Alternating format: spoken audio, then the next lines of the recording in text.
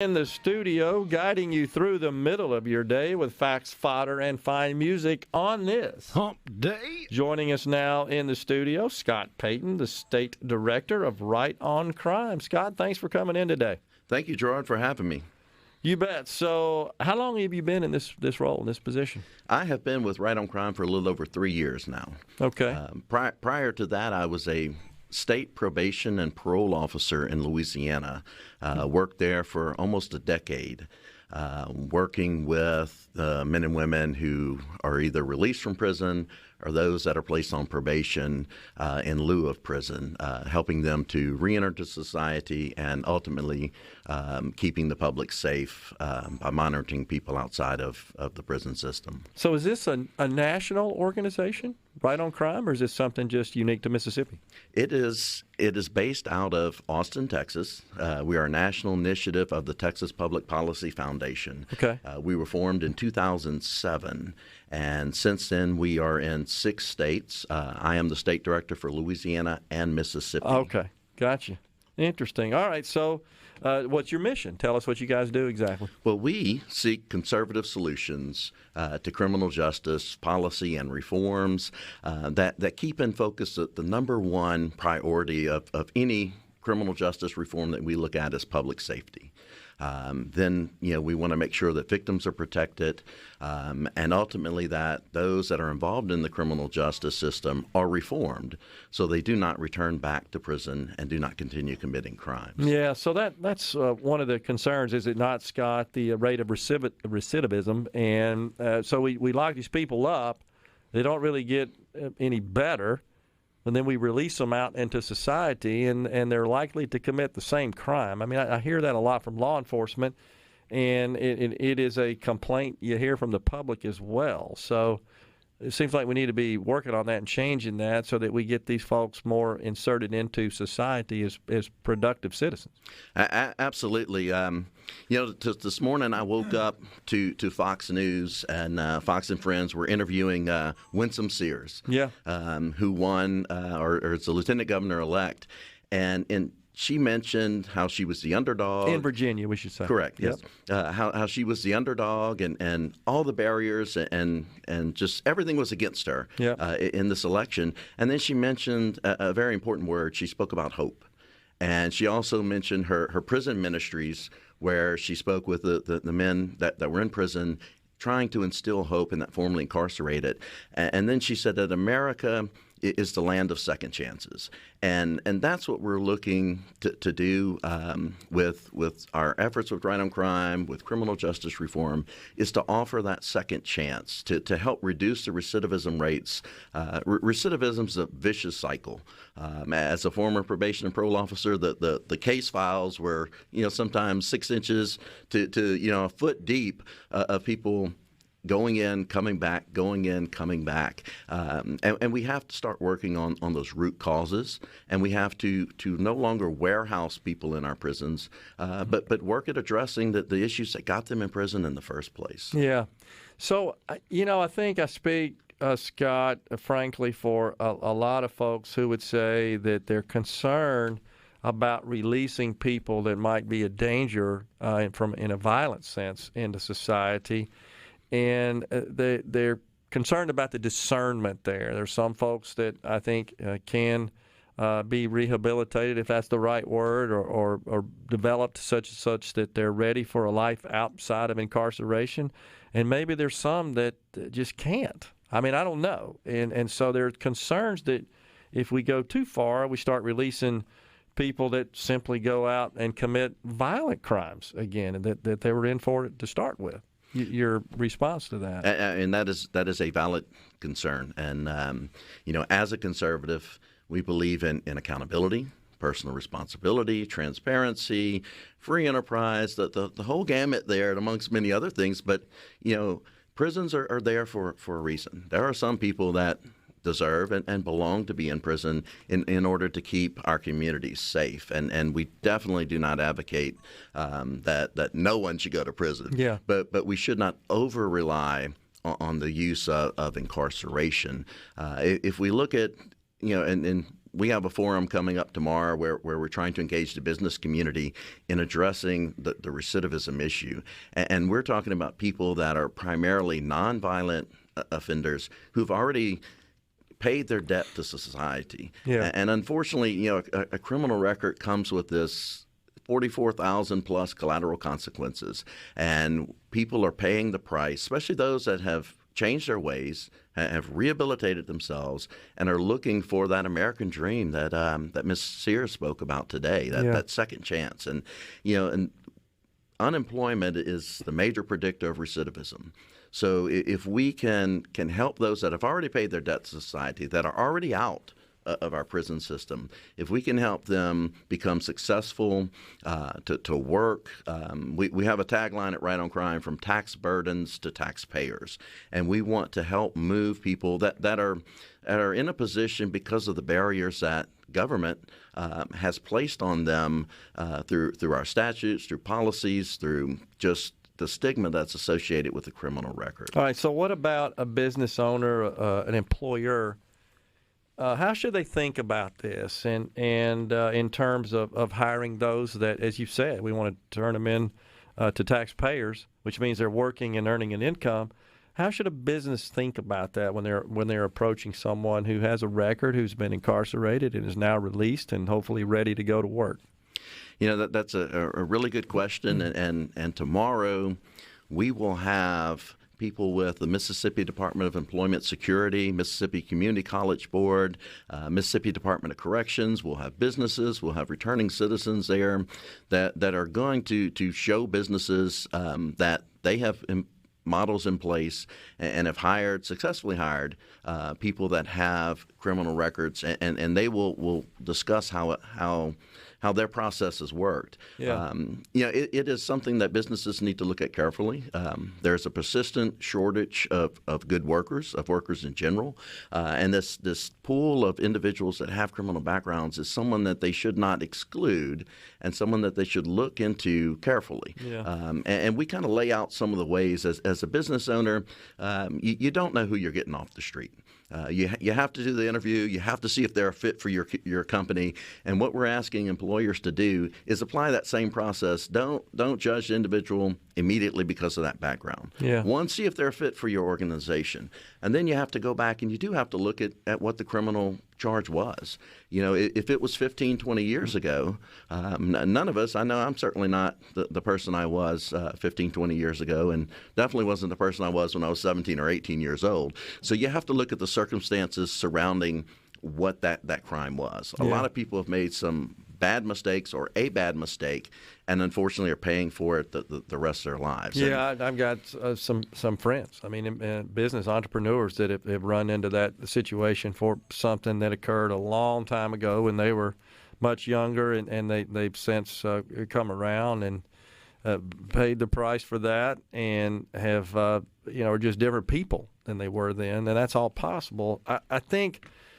Scott, what comes up a lot is you think about someone who has committed child abuse or been involved in pedophilia. I mean, I've seen some from the medical community, the psychiatric community says that that's a short circuit that has to be dealt with in the brain, essentially, that it's something that's more permanent. And so that's a concern if folks like that are released. But that would be considered a violent crime, right? That would. And, and again, nationally, 95% of the people that we send to prison return back to society. Yeah. And the question we need to ask, do we want them to be better individuals when they're released? Because they're coming out, whether they serve the 8 years of their 8-year sentence or whether they serve 4 years and have the rest on supervision, they're coming back to society, and we're rubbing elbows with them when we go out shopping.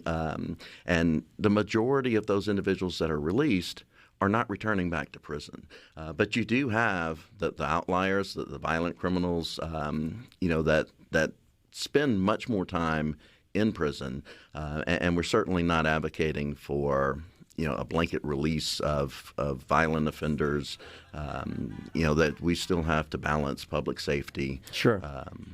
But there's not a lot of non-violent offenders that are incarcerated that we're all paying a lot of money for that could be out and about and producing for society as well. And that, to me, that's what I want to see happen. Yeah, and that's why, Gerard, that conservatives really need to be involved with this issue, because we need to hold the Department of Corrections, criminal justice systems, the same level of accountability that we hold any other aspect of government. We want to make sure every dollar that we spend is being spent wisely, and that we actually are getting a return for it. We got a break right here. You can hang around? I sure can. All right, we want to talk some more. I want to find out what you'd like to see out of government as well on this matter. So stay with us. Middays will be right back. Scott Peyton, State Director of Right on, our guest in the studio. Scott Peyton, State Director of Right on Crime. So, Scott, what about from a public policy perspective? What does your organization seek? Let's talk about Mississippi. What would you like to see happen here that's not in place? Well, Gerard, I mean, one would love to see policies, and I know we spoke about some of it in the beginning, done correctly, but policies that help address the overuse or over-reliance of incarceration here in Mississippi. Mm-hmm. There are safe alternatives to incarceration. Probation and parole is one such.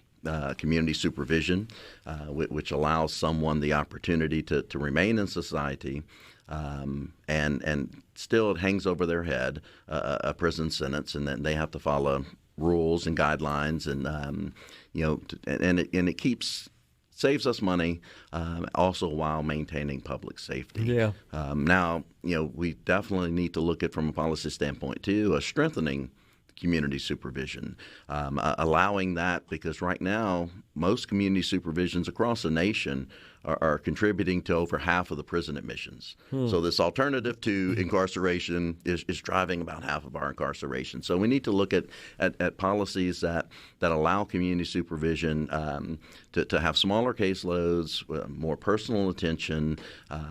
As a probation and parole officer, there's so many things and so many needs that need to be met for individuals.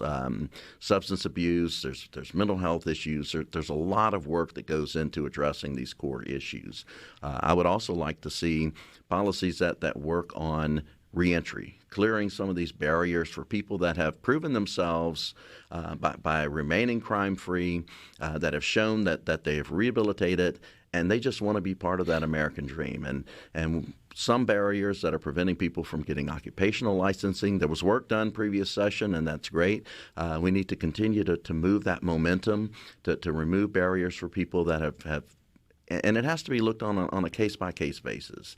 There's really it's not a good place to apply a blanket approach, because not every crime is the same. The circumstances aren't necessarily the same, and we know the individuals are definitely not the same. So much crime, of course, also incorporates drugs to some extent. It doesn't seem like just locking people up for that is really solving that problem. If someone is addicted to drugs, for example, and that somehow, and crime is somehow stemming from that doesn't seem like a solution. So what should we do there to address that situation? In Louisiana, we have successfully implemented a drug court system where when the judges and prosecutors get together and they look at the individual's charges and they look back at that criminal history and they see if they can develop a pattern that this is not just someone that likes to break into cars or wants to break into homes. They're supporting and feeding a drug habit. Yeah. And drug court is super intensive. As a probation officer, I had people that preferred to go to prison than they go to drug court because it's rigorous, it's tough, because it's addressing a lot of issues at the same time. I mean, it's addressing your substance abuse problems, it's addressing getting you employed, education. There's a lot of things that have to be worked on in a short period of time, and there's a lot of accountability. So if we look at specialty courts that take the non-violent, low-risk individuals where our dollar would be better spent in a drug court or a specialty court, the recidivism rate in those courts in Louisiana is in the single digits. And that's almost unheard of for any type of incarceration. Across the nation, we're looking at 45-50% of people return back to prison, and that's just not acceptable. We're we're seeing a rise in crime. We're seeing a rise in violent crime, but nonviolent crime has actually gone down in some areas. But it's alarming and definitely concerning with the violent crime that we see that's been on a rise since early 2020. Well, do you have some data, Scott, that you could share about just how many, let's say in the state of Mississippi, are locked up specifically for nonviolent crime that would be candidates for programs that could get them out and developed and inserted into society productively? In Mississippi, I don't have the exact number, but it's roughly around 40 to 50% are nonviolent offenders, and those could be handled through alternatives, and even looking at some of these. Allowing more people on probation and parole, and trying to identify on the front end, but before they move over to corrections. And those that are in corrections, we need to have the programming and the resources available inside the prison to address this, instead of keeping the person in for 5 years, letting them out, but never addressing substance abuse, never addressing mental health, never addressing anger management.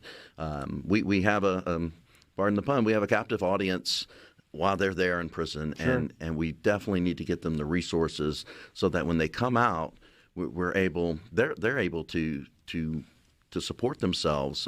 Education's an issue. There's many issues that can be addressed while they're incarcerated. Are there not resources presently available in Mississippi's prisons, for example, to help someone with substance abuse? Commissioner Kane is working to implement a more vibrant programming and to get more things available inside the prisons. Yeah. It appears to be limited, and we're going to hear more from MDOC and the work that they're trying to do to get these things in place. Yeah. So one listener says crime is only getting worse. Maybe letting offenders out is not working. Spend money, help them victims' recovery. I think that's what you're advocating for. Every policy we work on, Gerard, and that's why I wanted to open up, is public safety. Everything we do through the lens of public safety. Okay. And when we're talking about second chance hiring, these are people that weren't just let out. These are people that did the time that our court system told them to do. Yeah. And then when they came out, and I hate to keep going back to Ms. Sears, but hope, if you can never shake the stigma of the criminal record label, then why do better? Yeah. Why move forward? What is your motivation? If you've done what they told you to do, it would be like me paying my car off, and each month I get another notice from the lender saying, just keep paying us. You need to continue this. I agree. There's, we're not advocating to let everyone out of prison. Yeah. But there are people that don't belong in prison that are in prison. There are people that have done their time, have paid the price, and they need that opportunity to get that second chance. I mean, that's what our country is all about. It's not just on the formerly incarcerated, but as a business person, you can fail, you can recover. Our system is set up for people to be the underdog and to fight hard, and there's always that hope that keeps us going each day. Are you interacting with people that are incarcerated, and are you able to say identify this person really could be better suited for introduction into society rather than being locked up in here? They're at that point where there maybe some change is needed. Is that something personally you've experienced? Yes, for over a decade, as a probation and parole officer, I worked with the courts at the time of sentencing in helping the courts determine what would be the best sentence, whether probation was warranted, and I've for every stat we can come up with, I can think of a name or an individual that came through. Mm-hmm. And I mentioned off air, I've put many people in prison.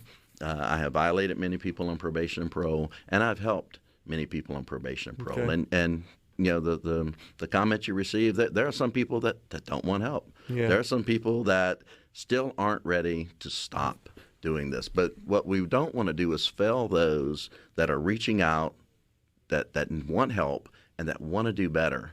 If you want to do better, there should be that opportunity for you to receive the help that you need and get that second chance. And asking employers to just consider, just take a look and not apply a blanket exclusion to people with a criminal background. It's going to make our community safer.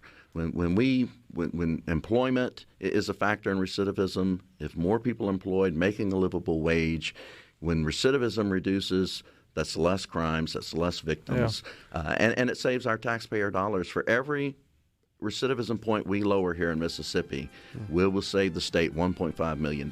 We got about a minute left real quick here. Are we getting better at determining who's ready, who's not, so we make better decisions from a sentencing perspective, from a parole perspective, release perspective?